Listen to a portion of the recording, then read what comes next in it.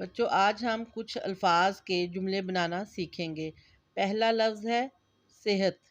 صحت کہتے ہیں جسم کی وہ کیفیت جو معمول کے مطابق ہو۔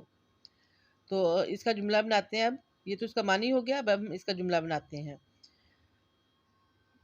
اچھی صحت کے لیے ورزش بہت ضروری ہے۔ اگلا جملہ ہے بنجر۔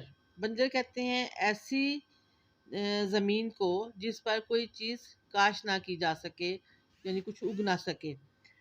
تو اس کا جملہ بناتے ہیں، درختوں کی موجودگی سے زمین بنجر نہیں ہوتی۔ ایک لفظ ہے دیکھ بھال۔ دیکھ بھال کا مطلب ہوتا ہے نگرانی کرنا، خبر گیری کرنا، ڈھونڈ ڈھانڈ کر یا کسی چیز کو غور سے دیکھنا۔ تو اب ہم اس میں نگرانی والے جملے میں، نگرانی والے سینس میں اس کا جملہ بنانے لگے ہیں۔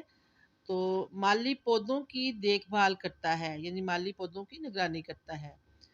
قحط۔ قحط کہتے ہیں خشک سالی کو، کال کو، کمیابی کو، یعنی مہنگائی کو۔ جب کوئی چیز مل نہ رہی ہو، اس کی کمی ہو جائے، اسے قحط کہتے ہیں۔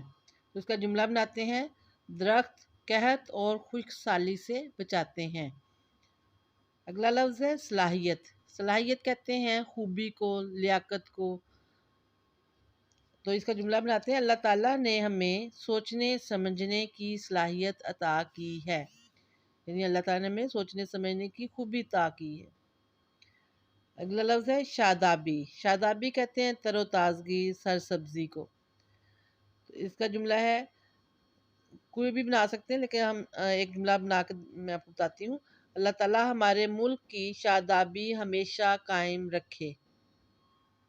اسی طرح آپ لوگ جب بھی کوئی جملہ بنانا ہو، پہلے اس کا معنی دیکھتے ہیں، پھر اس کو آسان لفظوں میں بناتے ہیں تاکہ اگلے کو سمجھ بھی آ جائے۔